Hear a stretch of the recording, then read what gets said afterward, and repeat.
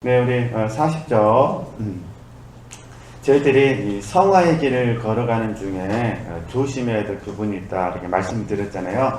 많이 있습니다. 그런데 이제 그 중에 첫 번째가 우리 서로를 바라보면서 온전히 변화되지 않았다고 서로 비난하거나 판단하거나 정죄해서는 안 된다는 거. 그래서 제가 이제 지난주에 잠깐 말씀드렸던 부분이 우리가 하나님의 다루심이 다르다 그런 부분입니다.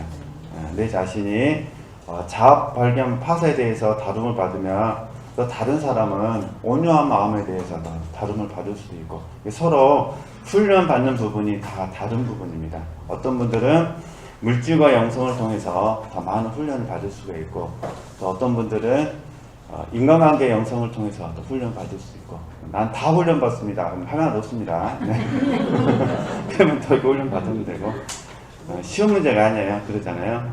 그러니까 또 어떤 분들은 배우자 때문에 훈련 받을 수도 있고 또 어떤 분들은 자녀 때문에 훈련 받을 수도 있고 다 다르니까 혹시 그럴 때 저희들이 서로 다룬받는 부분에 대해서 고면하고 이루하고 또 하나님의 뜻을 조명받았다면 알려드리고 이렇게 하면서 함께 길을 갔으면 좋겠다. 그리고 이제 서로 적이 되거나 보이시죠? 경쟁자가 되어서는 안 되고 할 수만 있으면 뭐가 됐으면 좋겠다는 거죠. 친구가 되었으면 좋겠다. 그런 부분입니다. 교회 안에는 부득불 적이 되거나 경쟁자가 되는 경우도 있는 것 같습니다. 그래서 사도 바울이 갈라디아 교인들에게 하신 말씀이잖아요. 갈라디아서 5장 26절 말씀 참고하시면 되시고요. 그래서 저희들은 이제 계속해서 온유한 심령으로 서로를 섬길 수 있었으면 좋겠다 그런 부분이고요. 그 다음에 두 번째 영적 지도자에게 있어서 영적 성장이 결여되어 있는 상태다 그런 부분입니다. 그러니까 지도자가 어느 순간 성장을 향한 출구 정신을 놔버리는 부분입니다. 이때 저희들이 라오디아 교회에서 이 모습을 볼 수가 있잖아요. 늘 배우셨듯이 라오디아 교회는 빌라델비아 교회에서 나왔거든요. 그러니까 의미를 잘 이해해 주셔야 됩니다. 빌라델비아 교회에서 나온 교회가 라오디아 교회입니다. 결국은 라오디아 교회에 여러 가지 문제가 있었지만 치명적인 문제 중에 하나는 영적 성장이 결여되어 있었다는 것. 그러면 결국 라오디아 교회 영적인 지도자가 영적 성장이 결여되어 있다 이렇게 저희들이 생각할 수 있으니까 이 부분들. 그래서 사실 이 지도자가 되어지면은 멘티를 섬기잖아요. 그러다 보면은 멘티의 성장을 힘쓰다 보면 내 성장에 대해서는 내가 잘 알지 못할 수가 있습니다. 그래서 심각한 문제가 되기 때문에 우리가 더 열심히 나 자신을 점검하셔야 됩니다. 그래서 제일 심각한 것은 성장에 대한 무관심이고 그 다음에는 성장 과정에 대해서 모른다는 겁니다. 그래서 예수님의 표현을 빌리면 소경이 뭐라는 거죠? 소경을 인도하는 꼴입니다. 이게 이제 마태복음에 있는 말씀이잖아요. 소경이 소경을 인도하는 꼴이고 그 다음에 또 예수님께서 바리새인들을 바라보면서 소경된 지도자여 이렇게 부르거든요. 이건 이제 치명적인 부분이고 그 다음에 베드로후서 1장 말씀에 보면 베드로후서 1장 말씀에 보면은 영적인 진보를 통해서 하나님의 성품을 입지 못했을 때 그러니까 신의 성품이라고 그러잖아요. 하나님의 성품에 참여하지 못했을 때 베드로 사도가 어떻게 표현하냐면은 온시치 못하다 이렇게 말을 해요. 근데 그 온시치 못함 앞에 소경이다 이렇게 말하거든요. 그래서 저희들이 정말 우리가 영적인 진보나 신의 성품에 참여하는 데 있어서 저희들이 만약에 게을러지면 저희들도 영적으로 소경이 되고 그 다음에 온시치 못하는 게 된다는 거죠. 그러면 안 되기 때문에 이런 부분들 잘 한번 이해할 수 있으시면 좋겠고요. 그 다음에 십자가 요한 잘 아시잖아요. 그 십자가 요한이 어두운 밤에서 치명적인 지도자의 특징에 대해서 얘기합니다. 어두운 밤에서 그 십자가 요한의 가르침에 의하면은 지도자 자신이 멘토링의 가장 큰 적이 된다고 말합니다. 그러면 여기서 멘토링의 가장 큰 적, 그러니까 멘티에게 있어서 가장 큰 적인 지도자 자신이 왜 되냐면은 말 그대로입니다. 스스로가 자고하거나 자만했을 때, 이게 지도자가 자만하거나 자고하게 되어지면 이제 자기 오르만에 빠져들게 되는 거잖아요. 사실은 계시는 항상 현재성이거든요. 그래서 저희들이 날마다 주님의 은총을 구해야 됩니다. 계시는 현재성이기 때문에. 그러니까 오늘 내게 계시가 주어지지 않으면 이제 뭐가 되는 거지? 이제 내가 과거에 어떤 것을 의지하게 되는 거잖아요. 그게 자기에게 틀이 되어지는 거죠. 그러면 안 되기 때문에 저는 개인적으로 십자가 요한이 들려던 이 가르침을 마음 깊이 받아서 책에 인용을 해봤습니다. 그리고 우리가 잠깐 생각해야 될 부분은 바리새인에도 크게 두 부류가 나눌 수 있다. 그래서 우리가 저희들 편의상 나쁜 바리새인 이런 거죠. 또 다른 좋은 바리새인. 그래서 나쁜 바리새인은 예수님을 십자가에 못 박아 죽인 바리새인들을 말하고, 반면에 좋은 바리새인들 있죠. 이거는 이제 사도 바울과 같은 바리새인. 예수님을 만나기 이전에 사도 바울과 같은 바리새인. 사실 사도 바울은 몰랐거든요. 예수님의 죽으심과 부활하심을 믿을 수가 없었죠. 그래서 나중에 주님의 죽으심과 부활하심을 믿게 되잖아요. 물론 하나님의 크신 은총이죠. 하나님께서 사도 바울에게 찾아가셔서 영안을 열어주신 부분이잖아요. 그죠? 영안을 열어주신 부분이니까. 그래서 잠깐만 그러면 여기서 좀 쓰고 설명해 드리면은 좀 영안. 네. 물론 저희들은 이제 계시라 부르잖아요. 하나님을 볼 수 있는 안목이기 때문에. 그래서 이 영안이라는 개념 속에는 첫 번째는 영적 분별이 이제 들어가죠. 분별. 그 다음에 두 번째는 단일 초점이라는 개념이 들어가게 되거든요. 영적인 분별, 그 다음에 단일 초점. 근데 영적인 분별과 단일 초점은 이제 동일하게 이 부분이 성장과 관련되어 있습니다. 성장. 그러니까 계속해서 우리가 성장을 해야 돼요. 그럼 이 성장이라는 입장에서 설명하게 되면은 영적인 분별은 어떻게 되느냐? 영적 지각으로 나가게 되죠. 네. 그리고 그냥 단일 초점은 계속 성장함에 따라서 이거는 늘 목적하는 순전함으로 나가야 되죠. 순전함 안에 그냥 온전함을 포함시키는 겁니다. 순전함, 온전함으로 나가는 거죠. 그러니까 하나님께서 저에게나 우리 지체들에게 계속해서 영안을 열어주셔야 돼요. 그래야만 우리가 영적인 분별과 그런 거죠. 단일 초점을 갖게 되는 거죠. 예. 그리고 이제 영적인 분별 단일 초점을 갖도록 도와주는 게 이제 안 써도 되는데, 세 번째가 뭐냐면 영적 가치관이죠. 영적인 가치관. 그래서 하나님이 이 영적인 가치관을 우리에게 주시기 위해서 학습하고 어떤 거죠? 훈련시키시는 거죠. 때로는 연단시키기도 하시고. 그러니까 영적인 분별력하고 단일 초점 이 부분은 가치관이 바뀌지 않으면은 사실 이루어질 수가 없는 부분이거든요. 그래서 저는 이제 이 공과를 묵상하면서 사도 바울을 제가 생각을 했어요. 추후에 혹시 또 기회가 주어지면 사도 바울이 그 사도행전에서 세 번 다메섹 도상에서 주님을 만났던 이야기를 간증을 합니다. 기록된 것만 3번이에요. 더 많이 했겠죠. 그런데 이제 사도행전 9장에 먼저 기록되어 있고, 근데 이런 주제들을 가지고 한번 같이 영안에 대해서도 이렇게 묵상할 수 있는데, 어찌됐든 사도 바울의 입장에서는 다메섹 도상에서 주님을 만났잖아요. 주님을 만난 순간에 1번, 2번, 3번이 전부 다 형성된 건 아니죠. 그러잖아요. 그러니까 주님을 딱 만나고 나서 어두워졌어요. 이게 이제 이해되시겠죠? 이게 육신을 임하는 거죠. 닫혀버린 거예요. 이제 그 과정 속에서 사도 바울이 3일 동안 눈을 뜨지 못하잖아요. 근데 그 3일 동안 뭐 했냐? 기도했어요. 제 의미를 아시겠죠? 그 3일 동안에 음식을 먹지도 못했지만은 한편으로는 3일 동안 기도한 부분입니다. 그러면서 자기 자신이 여기까지는 성경은 없어요. 기도한 부분은 하나님께서 아나니아에게 가서 안수하기 전에 기도하도록 말씀해 주셨기 때문에 그 말씀으로 추정하는 부분이고, 그러나 이제 우리 생각에는, 이건 이제 우리 생각에는 아마도 사도 바울은 이 3일이라는 시간 동안에, 그잖아요. 3일이잖아요. 어쩌면 주님의 죽으심을 구체적으로 인식할 수 있는 순간이죠. 그러잖아요. 쉽게 말해서 이 주님의 죽으심에 대해서 구체적 인식했다 보다는 제가 들으시면 주님의 죽으심은 결국 자아가 죽는 거잖아요. 내가 허물어지는 거잖아요. 그러니까 사도 바울이 생각했던 모든 종교적인 틀, 아니면 신앙적인 틀, 그 다음에 지식적인 틀, 또 삶의 틀, 그죠? 세상을 살고 싶어 했던 어떤 나름대로의 패러다임, 이 모든 부분들이 3일 동안 확실히 이게 허물어지는 과정이죠.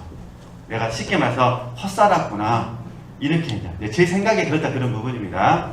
우리 지혜들도 아마 그런 생각 해 보셨을 줄 믿습니다. 그래서 우리라고 제가 했습니다. 할렐루야. 저만 생각한 거 아니죠? 네. 말만 안 하셨을 뿐이지 저랑 같이 비슷한 생각 하셨을 거예요. 그래서 이제 그리고 나서 어떻게 하냐, 3일 만에 눈을 뜨게 됐잖아요. 그렇죠. 그러니까 이제 눈을 뜨는 순간 뭐 되는 거죠? 아, 새로운 세상이 보이게 되는 거예요. 그게 이제 영안이 열린 거잖아요.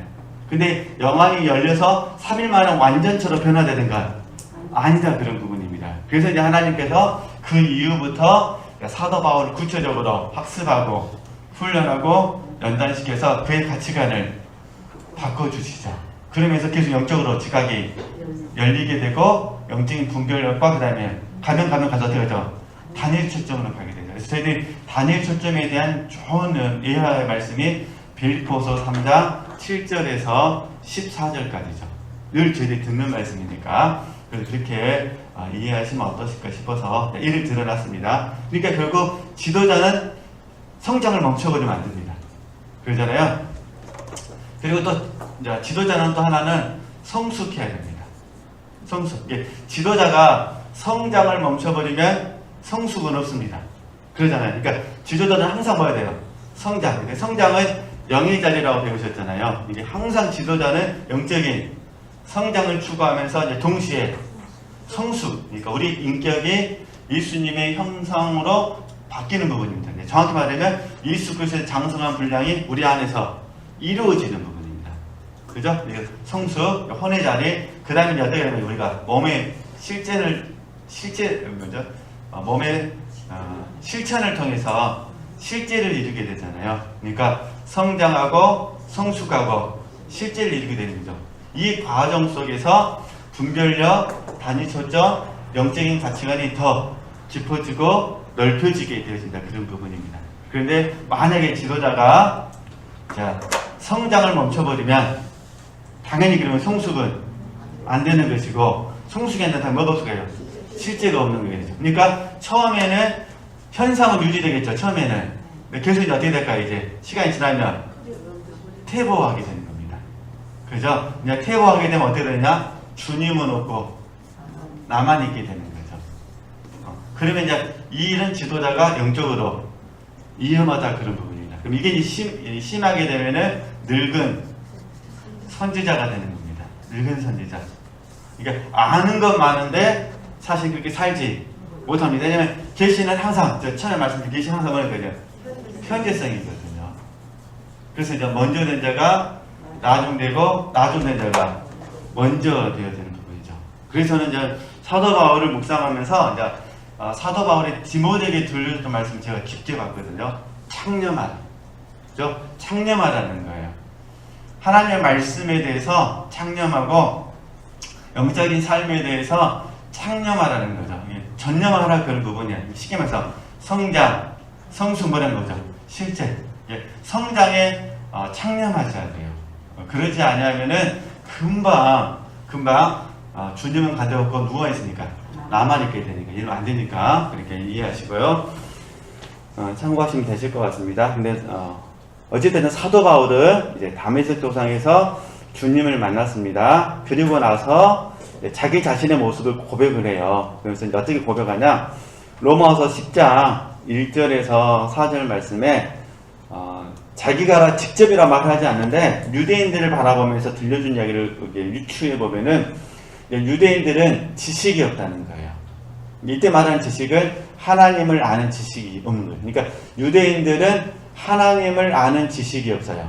특별히 예수 그리스도를 아는 지식이 없어요. 그래서 요한복음에 보면은 예수님께서 하시는 말씀이, 유대인들에게 하시는 말씀이, 너희들은 성경을 부지런히 상고하는데, 성경은 부지런히 읽는데 내게 오지 않는다 그래요. 그러니까 쉽게 말해서 성경을 아는 지식은 많은데 누구를 모르는 거예요? 예수 그리스도를 모르는 거예요. 유대인들은 성경을 통해서 유일신이신 하나님은 알았어요. 근데 하나님께서 보내신 예수 그리스도를 모르는 거예요. 근데 성경은 예수 그리스도를 얘기하는 거거든요. 이해되시겠죠? 그러니까 사도 바울은 내 주 예수 그리스도를 아는 지식이 가장 많은 거죠.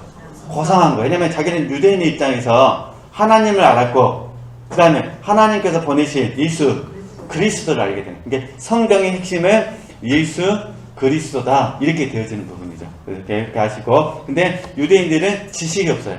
지식이 없어서 어떻게 하느냐? 하나님의 의를 모른다는 거예요. 하나님의 의는 예수 그리스도시거든요. 이게 하나님의 의를 모르고 어떻게 하느냐? 자기 의를 세우는데 열심을 내는 거예요.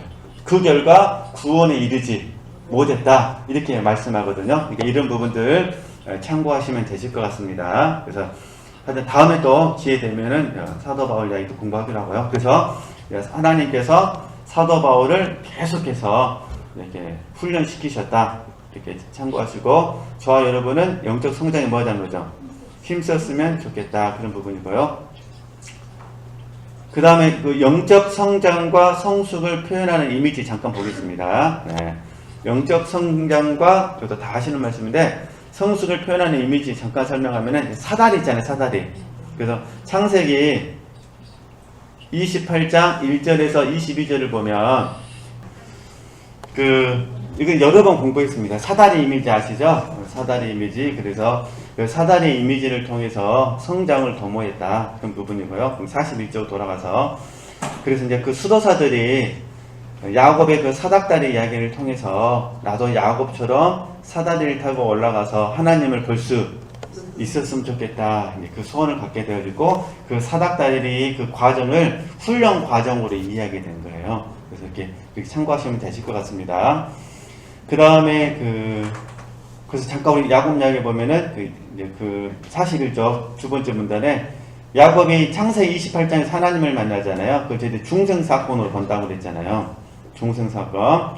근데 여기서 우리가 심각하게 생각해야 될 부분은, 탕자가 아버지 집을 떠났다가 집으로 돌아왔다고 그랬잖아요. 사실 큰 축복이죠. 관계가 회복됐으니까. 근데 우리는 그 관계가 회복되어진 그 부분에 대해서는 감사하고 기뻐하고 하나님의 은혜를 높여드리지만, 그러나 탕자의 입장에서 봐서는 사실 영적으로 성장하지는 않았다는 거죠. 출발점은 될 수는 있겠죠. 그래서 우리 이런 부분들은 좀 잘 이해해 줄 수 있었으면 좋겠다, 그런 부분이에요.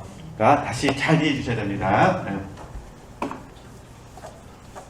저희들이 은사를 체험할 수도 있어요. 그러잖아요. 은사를 체험할 수도 있고, 다양한 은혜들을 경험할 수 있습니다. 그런데 제가 드리고 싶은 부분은, 자, 영적인 체험이잖아요. 영적인 체험 그 자체가, 이 체험 자체가 성장을 의미하는 것 아니다, 그런 부분인데, 단지 영적인 체험은 성장을 하도록 도움이 되는 거죠. 그러잖아요. 내가 성장을 추구할 때, 다시 야곱이 창세기 28장에서 하나님을 봤어요. 그죠? 그러니까 그냥 하나님을 본 거예요. 그래서 야곱이 나의 하나님으로 하나님을 믿은 거죠. 이것뿐이에요. 그죠? 이거 했다고 해서 성장한 게 아니다, 그런 부분이에요. 탕자가 아버지 집을 떠났다가 돌아와서 아버지께서 탕자에게 엄청난 축복을 해주셨거든요.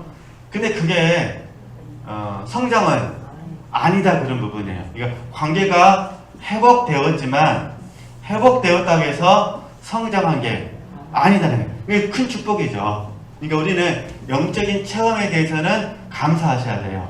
그리고 할 수만 있으면은 침묵하셔야 돼요. 할 수만 있으면 뭐 하셔야 돼요? 침묵하셔야 돼요. 왜냐면은 영적인 체험 자체가 성장은 아니기 때문에. 오병이어도 마찬가지예요. 오병이어 기적을 우리는 이제 표적이라고 그러잖아요. 표적을 예수님께서 하셨지만 그때 당시에 오병이어의 이 표적을 경험한 사람들이 체험한 거예요. 근데 그들은 뭐 하지는 않았어요? 성장하지는 않았다는 거예요. 그러니까 만약에 우리가 체험을 만약에 너무 중요하게 생각하게 되면은 성장론의 공부 의미가 없어요. 그래서 수도사들이 생각했던 거는 이 영적인 체험을 어떻게 하면은 성장으로 이끌 수 있을 것인가, 성장을 하는데 도움이 될 것인가, 여기에 초점을 맞추게 된 거죠. 그러니까 하나님께서 우리에게 궁극적으로 원하시는 것은 늘 배우셨듯이 성장, 성수, 그 다음에요 실제라는 거죠. 성장, 성수, 실제. 그 유진 피터슨 목사님의 다의 현실에 뿌리 박은 영성, 요게 다음 달 포럼책으로 소개를 받으셨으니까 그 책의 그 서론 부분에 유진 피터슨 목사님이 그런 말을 해요. 이제 유진 피터슨 목사님은 이제 별세하셨습니다. 오래된 책이다 보니까.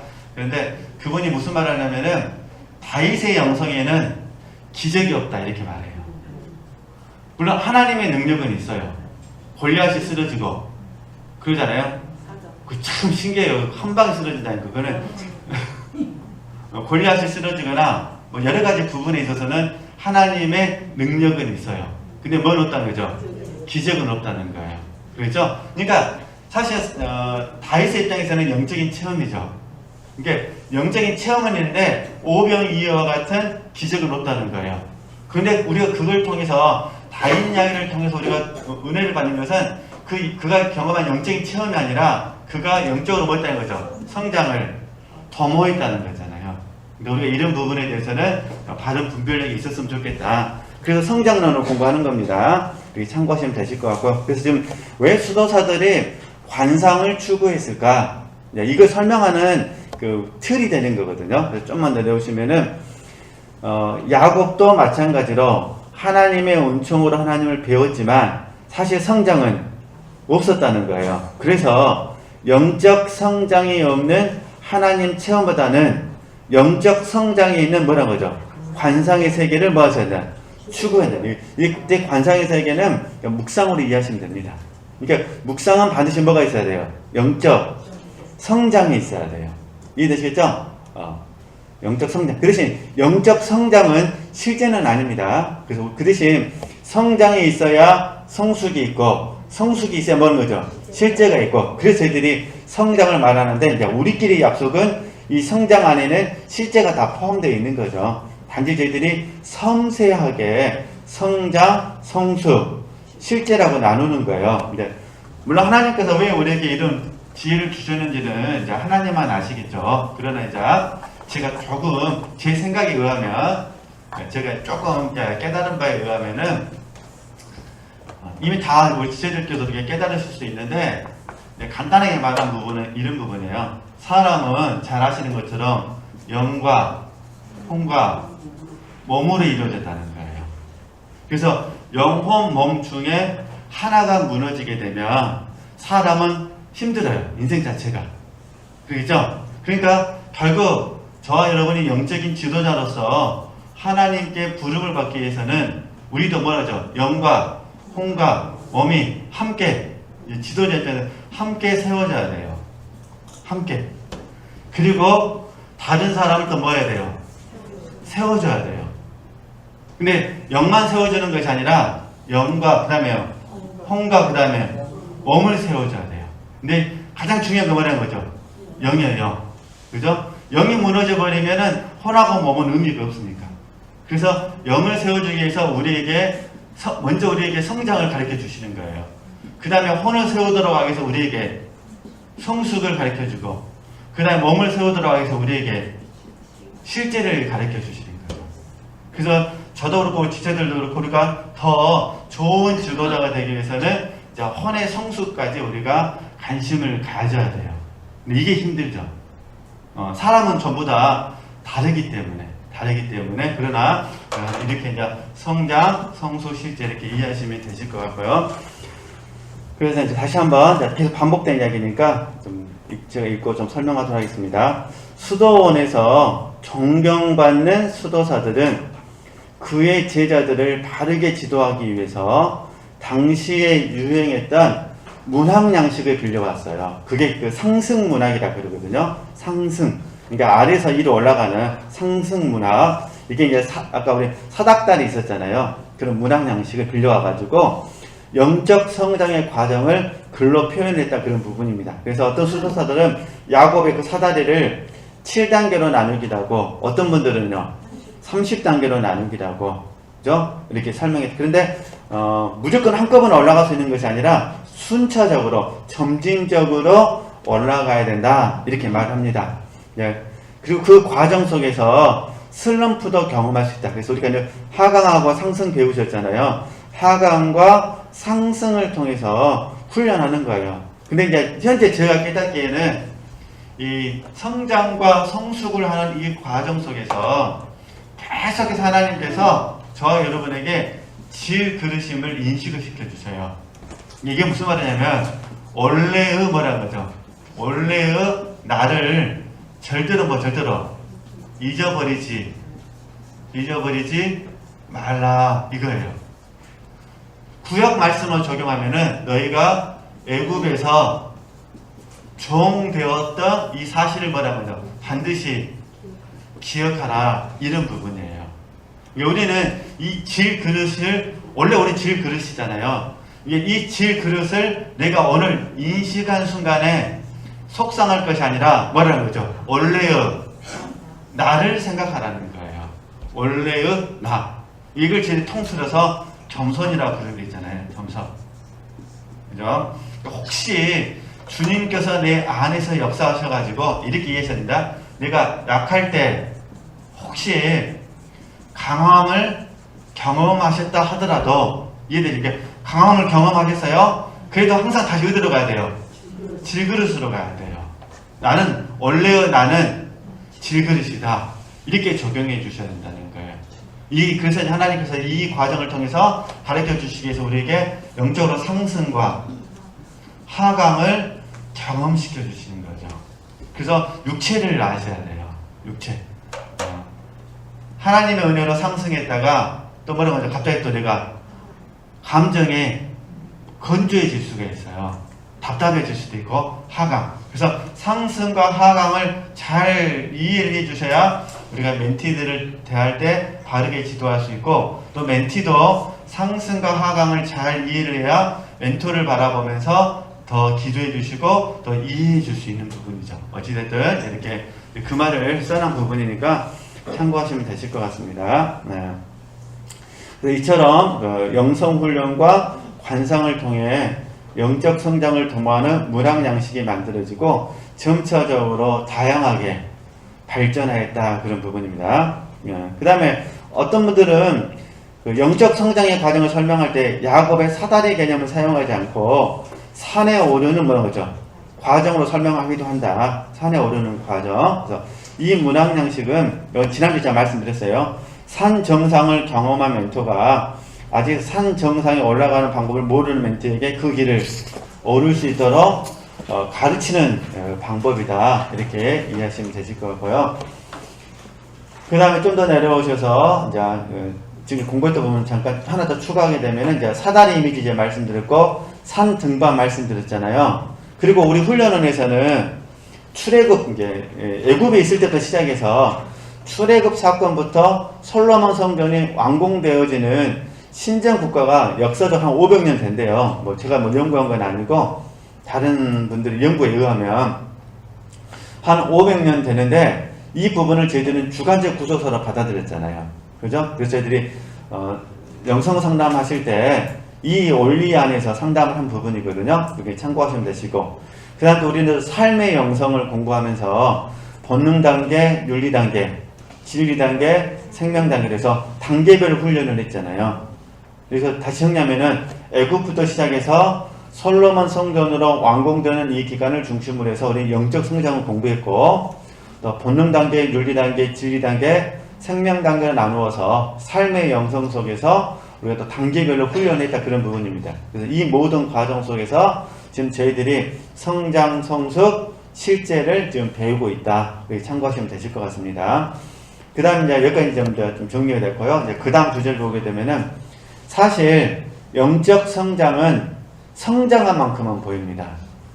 그 이상은 잘 보이지 않는다는 겁니다. 그래서 지금 교회 지도자들의 문제점이 이 부분이라는 거예요. 그러니까 위에는 안 보이고 지금 내가 볼 수 있는 건 잘 보이는 거잖아요. 그러니까 위에는 안 보고 계속 뭐하는 거죠? 아래 잘 보이는 것에만 열심을 내는 거죠.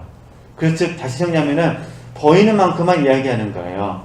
그러다 보니까 스스로가 지도자로서 완성이 되었다고 착각하게 되는 거죠. 이게 문제예요. 그리고 사도 바울은 이 부분을 우리에게 경계로 주신 말씀이 손줄로 생각한 자는 뭐라죠? 넘어질까 조심하라고 말씀하셨으니까. 근데 사실 나쁜 의미에서 그 나쁜 지도자 말고 좋은 의미에서 지도자, 이게 사도 바울과 같은 지도자 말하는 겁니다. 다메섹 도상에서 주님을 만나기 전 사도 바울과 같은 지도자, 그러니까 그 지도자들의 입장에서는 자기 자신이 옳다고 생각하는 거예요. 옳다고 생각하는 거죠. 그리고 이건 하나님의 역사라고 생각하는 거예요. 그러니까 그분의 입장에서는 옳은 말씀이에요. 그러잖아요. 왜냐하면 하나님의 역사고 또 하나님의 은혜니까 그분에게 주시는 소명이니까 하나님께서 또 그를 통해서 해야 될 일이 있으시잖아요. 근데 이제 우리가 관심을 갖는 거는 사역 면에서는 이렇게 할 수 있는데 사실은 성장이라는 부분에 있어서는 문제가 있는 거예요. 그렇죠?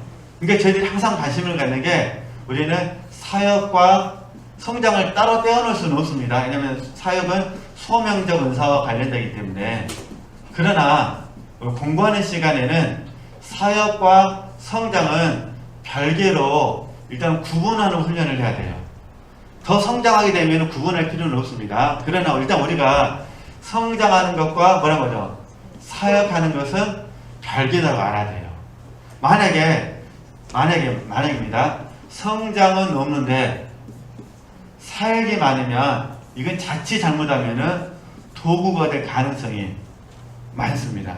그런데 성장이 있으면서 사역을 하게 되면은 이건 저희들이 늘 배우듯이 참여가 되는 겁니다. 그래서 이 부분을 좀 저희들이 이제 동의가 되어져야 돼요. 그러니까 내게 있어서 만약에 내가 성장은 없는데 뭘 열심히 하고 있어요? 사역은 열심히 하고 있어요. 그러면 이건 자칫하면 뭐가 된다는 거죠? 도구가 될 수 있다는 거예요. 왜냐면 하나님께서 나를 사용하셔야 되니까 그건 하나님의 주권의 문제잖아요. 근데 문제는 내가 사용은 됐는데 잘못하면 어떻게 하죠? 하나님 앞에 버림받을 수 있다 그런 부분이에요. 이거 다 사도 바울에 들려준 이야기니까. 그러니까 우리는 어떻게 해요? 우리는 성장에 힘쓰면서 뭐 하셔야 돼요? 사역에 힘써야 돼요. 이해되시죠? 그래서 제가 잠깐만 제가 이제 믿음의 여인들에 나왔던 부분 일부분만 말씀드리고 오늘 강의를 이렇게 마치도록 하겠습니다.